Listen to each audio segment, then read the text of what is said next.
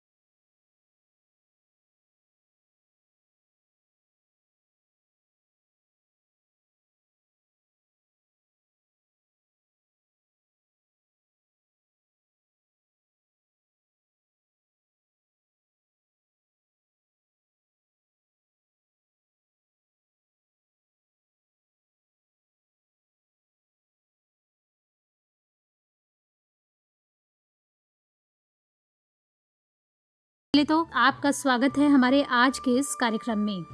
Sir, जो किसान दिवस जो मनाया जा रहा है, इसको मनाने के पीछे का क्या वजह है, या हम ये कह सकते हैं कि इसका महत्व क्या है इसको मनाने का? देखिए, किसान दिवस जो मनाया जाता है वो हमारे जो पूर्व प्रधानमंत्री और किसानों के मसीहा जो चौधरी चरण सिंह जी थे, उनके जन्म दिवस के रूप में इसको मनाते हैं। और चूंकि वो एक किसान परिवार से थे और उन्होंने किसानों के विकास के लिए बहुत सारा काम किया, तो इसलिए इसको किसान दिवस कहा जाता है। किसान की जो महत्वपूर्ण भूमिका है उसको लेकर आपका क्या दृष्टिकोण है? देखिए, किसान की भूमिका तो आज भी है, आपसे पहले भी थी और आगे भी रहेगी। चाहे तकनीकी बदलती है, लेकिन जो किसान की मेहनत है उसको नकारा नहीं जा सकता है। और आज तो किसान नई तकनीकी के साथ, नई चीजों के साथ हमारे बढ़ रही जनसंख्या, लगातार बढ़ती जनसंख्या को भोजन उपलब्ध कराने में एक महत्वपूर्ण भूमिका निभा रहे हैं। अब आप देखिए, चाहे फल हो, सब्जी हो या और जो फसल उत्पादन है, उन सब में किसानों की बहुत बड़ी भूमिका है। और अब तो बहुत सारे पढ़े लिखे किसान भी इस क्षेत्र में, पढ़े लिखे जो नवयुवक हैं वो भी किसानी में आगे आए हैं और बहुत अच्छा योगदान हमारे किसान भाई दे रहे हैं। और भी लोग, विज्ञान का भी योगदान है, वैज्ञानिकों का भी योगदान है, लेकिन किसानों के योगदान को नकारा नहीं जा सकता है। और उनका एक बहुत ही महत्वपूर्ण योगदान है। जो हमारी जितनी जनसंख्या है उसको 130 करोड़ लोगों को भोजन मिल पा रहा है। और आप देख रहे हैं, वो कोरोना का काल रहा हो या उसके बाद अभी भी जो राशन के माध्यम से पीडीएस सिस्टम है, उसके माध्यम से जो भोजन दिया जा रहा है लोगों को, तो सबके लिए हमारे किसान बधाई के पात्र हैं। अच्छा सर, आपने जैसे तकनीकों की बात करी, तो सर कृषि क्षेत्र में जो नई तकनीकियां हैं और उनके सुधारों को जो प्रभाव है वो किस तरीके का हो सकता है? आप देखिए, जो कृषि है उसमें बहुत सारे लोगों की साझेदारी होती है। खेती आप करते हैं तो एक सबसे बड़ी होती है बात कि आप बीज और जो पादप सामग्री, जो रोपण सामग्री है, वो क्वालिटी की मिले, तभी आपको अच्छा उत्पादन प्राप्त होता है। तो इसके लिए फसल सुधार कार्यक्रम चलाए जा रहे हैं। अब आप गेहूं में देखिए तो बहुत सारी किस्में हुई हैं। हमारी चावल में है बहुत सारी बासमती और बिना खुशबू वाली, बिना बासमती की जो प्रजातियां हैं वो इजाद की गई हैं। और इसमें पूसा संस्थान है। इसके अलावा हमारा जो यहाँ पे गेहूं और जौ अनुसंधान संस्थान है, उसकी बड़ी महत्वपूर्ण भूमिका है। और चाहे फल और सब्जियों की बात हो, अब आप देखिए, पहले फूल गोभी और टमाटर सीजन पे ही मिलते थे। आज आपको हर दिन में, मतलब लगभग साल भर, ये फल और सब्जियां उपलब्ध हैं। पहले लोग कहते थे कि फल जो है सिर्फ केवल बीमार आदमी खाता है या बच्चे खाते हैं या कोई आता है तो लेके आता है। आज आप गांव के किसी भी नुक्कड़ पे पहुंच जाइए तो आपको सेब तो मिल ही जाएगा। इवन जो नए फल हैं जिनका की अभी विदेशों से इनको इंट्रोड्यूस किया गया, तो उसमें चाहे वो ड्रैगन फ्रूट हो या आपका ये कीवी फल है, वो भी आप गांव-गांव के कोनों-कोनों में आप देख सकते हैं, गांव की दुकानों पे इस तरह के फल उपलब्ध हैं। तो कहने का तात्पर्य ये कि ऐसी चीजें हैं जो किसानों तक पहुंच रही हैं और किसान लोग उनका उपयोग कर रहे हैं। इसके अलावा जो एक और बात है वो है जो फसल उत्पादन प्रौद्योगिकी की, कि कितना खाद दिया जाए, कितना पानी दिया जाए, कब-कब निराई-गुड़ाई की जाए, कब उनमें, तो इस तरह इसमें भी बहुत सारा सुधार हुआ है, बहुत सारे अनुसंधान हुए हैं। और उसके अलावा एक और क्षेत्र है संरक्षित खेती का, जिसको पॉली हाउस कल्टीवेशन भी कहते हैं। तो देखिए आप, संरक्षित खेती में भी जो प्रजातियां पहले सब विदेशों से आती थी, आजकल हमारे देश की प्रजातियां हैं, देश में ही पैदा हुई। पूसा संस्थान ने बहुत अच्छा काम किया, तो वहाँ की प्रजातियां हैं, उनको विकसित किया गया, उनको किसानों तक पहुँचाया गया, तो बहुत अच्छा काम हो रहा है। जैसे आप देखते हैं बाहर खुले में खेत, जो टमाटर आप लगाते हैं तो 4 महीने की फसल होती है, लेकिन जब आप पॉली हाउस के अंदर करते हैं तो ये लगभग 11 महीने की फसल हो जाती है। तो उत्पादन भी बढ़ा है, उत्पादकता भी बढ़ी है, और जो आम आदमी है उसकी क्रय शक्ति भी बढ़ी है। तो ये सब एक समन्वित विकास जो है वो हुआ है खेती में। सर, एक सवाल मैं आपसे जानना चाहूँगी कि युवा पीढ़ी को कृषि क्षेत्र में रुचि बढ़ाने के लिए हम जो है किस तरीके के कदम उठा सकते हैं? आरती जी, बहुत बढ़िया सवाल आपने पूछा। बिल्कुल, देखिए युवा पीढ़ी आज की जो है ये जो परंपरागत कृषि है उसकी तरफ आकर्षित नहीं हो रही है, बिल्कुल सही बात है।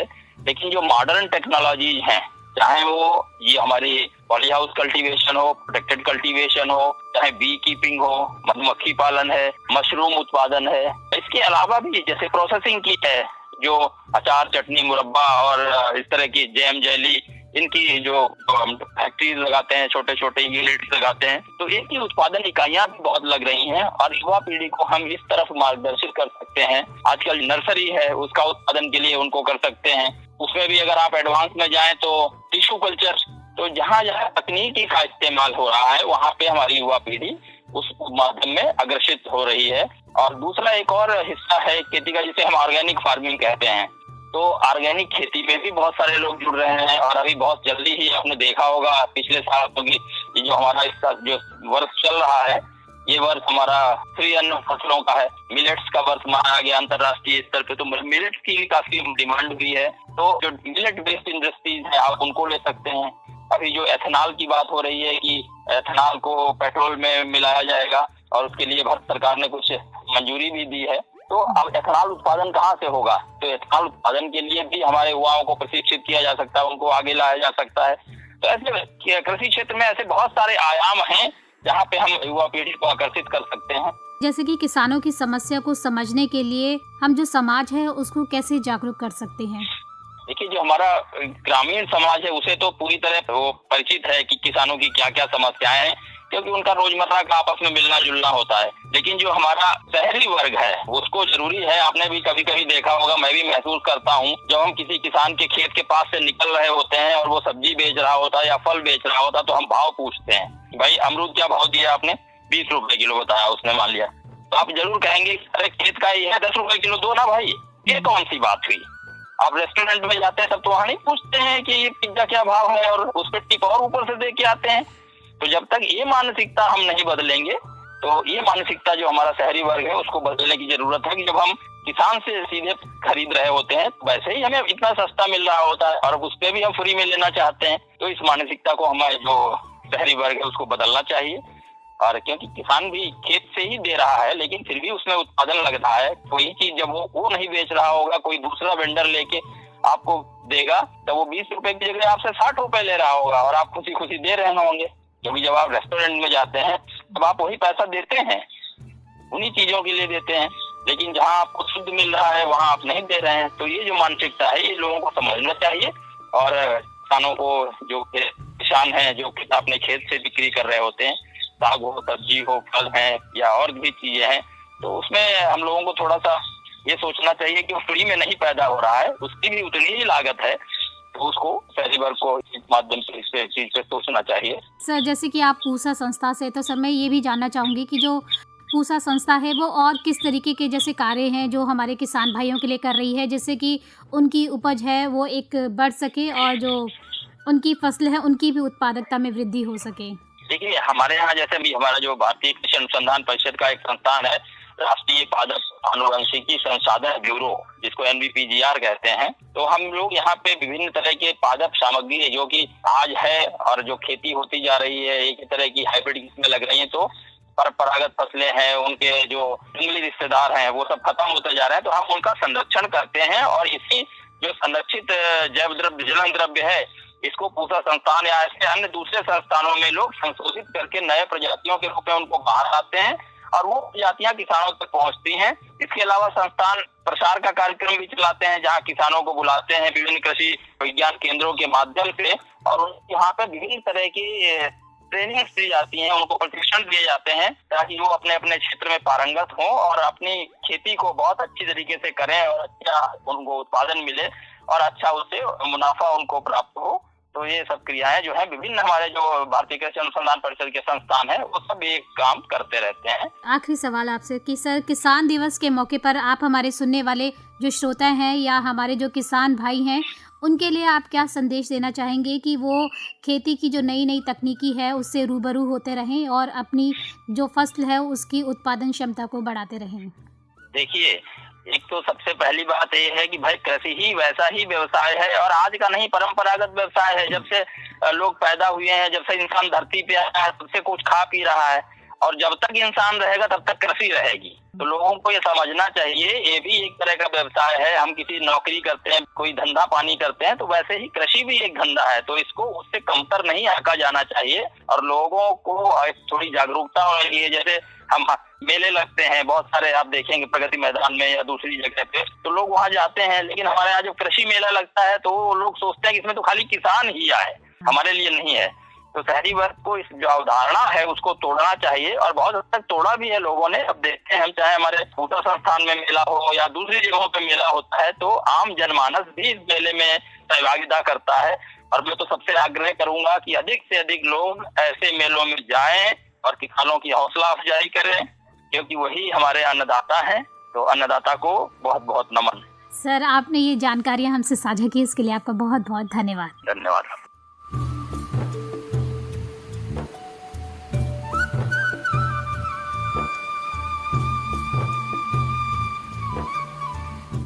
तो श्रोताओं, इस किसान दिवस पर हम सभी को ये याद दिलाते हैं कि हमारे किसान न केवल अनाज उत्पन्न करते हैं, बल्कि उनका संघर्ष भी हमारे लिए एक महत्वपूर्ण सबक है।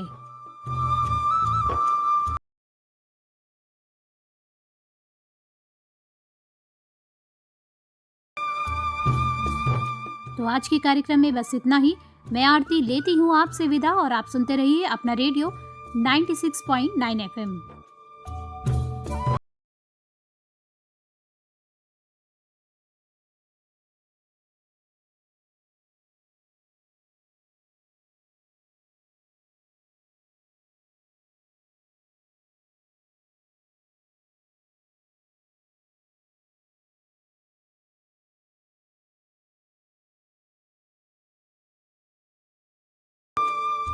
चलिए श्रोता, अब आपको सुनवाते हैं एक प्यारा सा गीत।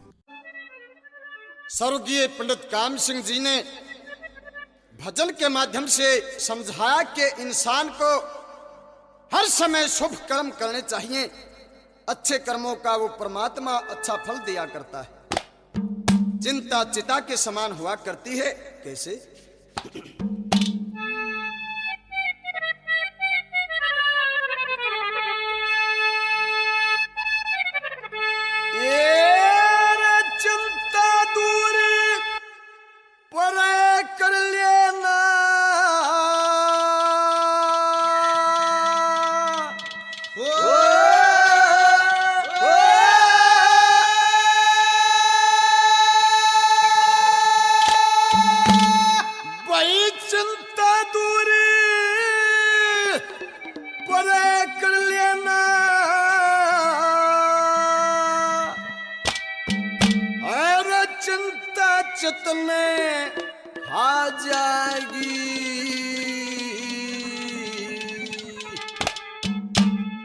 जन्म मरण से दूर आत्मा कित जागी कित आ जागी। चिंता दूर पर कर ले, चिंता चेतन खा जागी। जन्म मरण से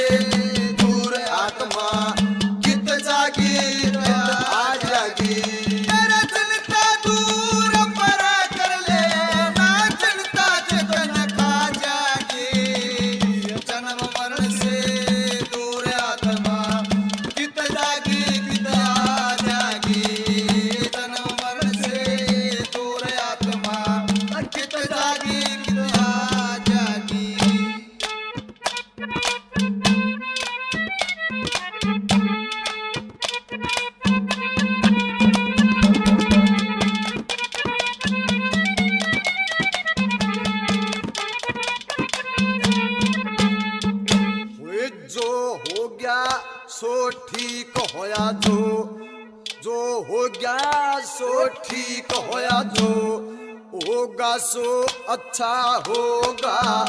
और भूत भविष्य वर्तमान ये सब कर्तव्य सच्चा होगा। और के लाए थे के चला गया थी, या ये लगन बच्चा होगा। और लिया यहीं से दिया यहीं पे, पक्का चाहे कच्चा होगा। लिया यहीं से दिया यहीं पे, पक्का चाहे कच्चा होगा। वही लेवड़िया वही देवड़िया, वही लेवड़िया वही देवड़िया, न्यू सीधी राही पा जागी। जन्म मरण से दूर आत्मा कित जागी आ जागी। मेरा चिंता दूर पर कर ले, ना चिंता चित न खा जागी। जन्म मरण से दूर आत्मा कित जागी कित आ जागी। जन्म मरण से दूर आत्मा कित जागी कित आ जागी।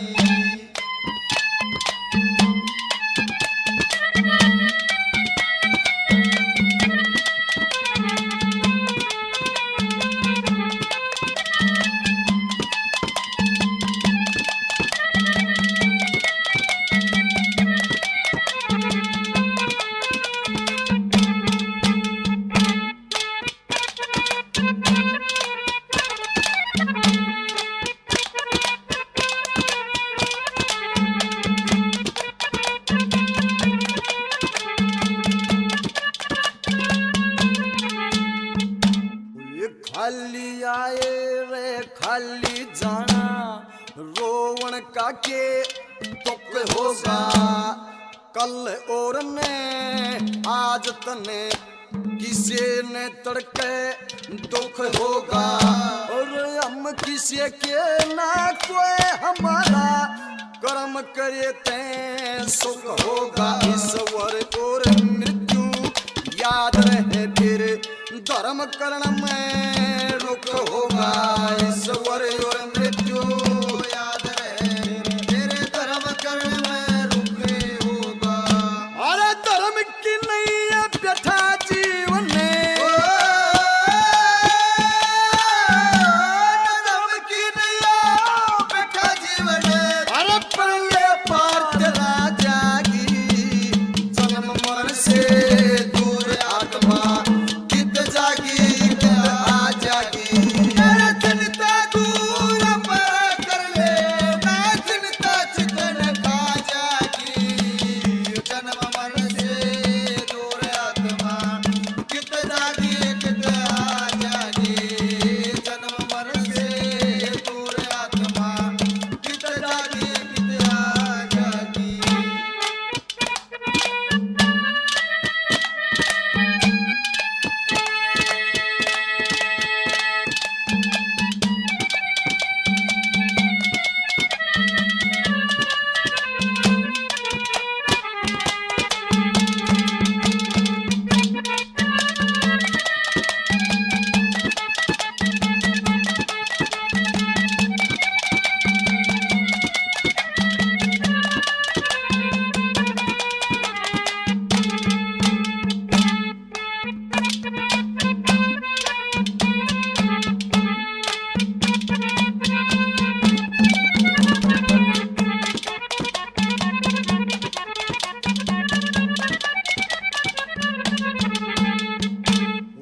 परिवर्तन संसार का नियम, जन्म और मृत्यु न्यारे ना।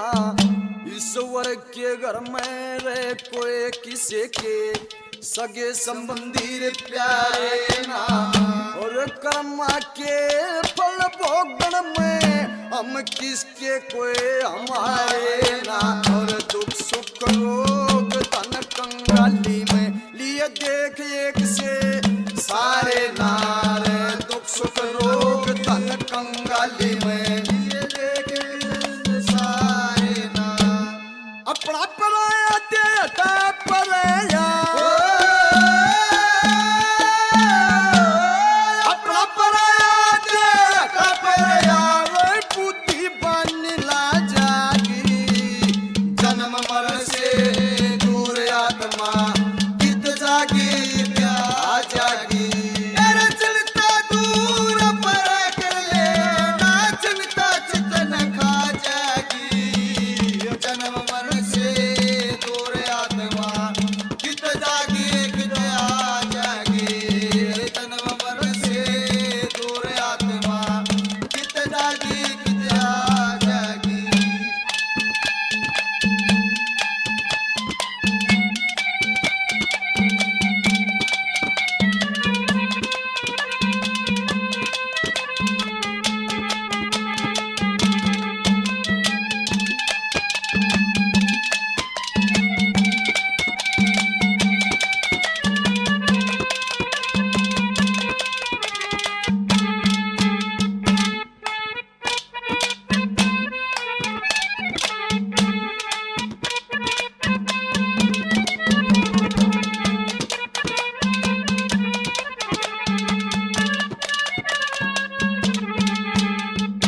यो शरीर हमारा ना, हम इसके बस थोड़े दिन का नाता है, और जल अग्नि पृथ्वी आकाश वायु इन पांचों का खाता है, और बनिया इन्हीं से फेर बोड़ कर इनमें ही मिल जाता है।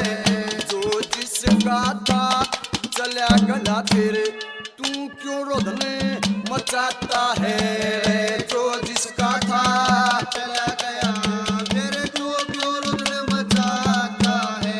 वे काम संग भगवान रटे थे, काम संग भगवान रटे थे, रे स्वर्ग की राही क्या जागी, जन्म मरण से दूर आत्मा कित जागी कित आ जागी।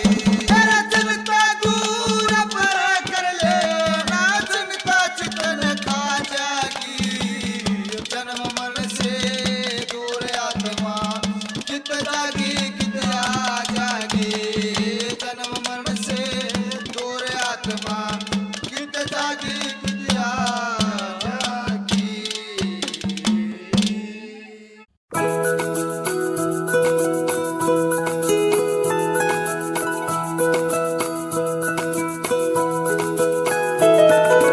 मेरी ख्वाहिशें मेरे अरमान, मेरा बस यही सपना, जिंदगी में हर कोई समझे हम सफर मुझे अपना अपना बस अपना।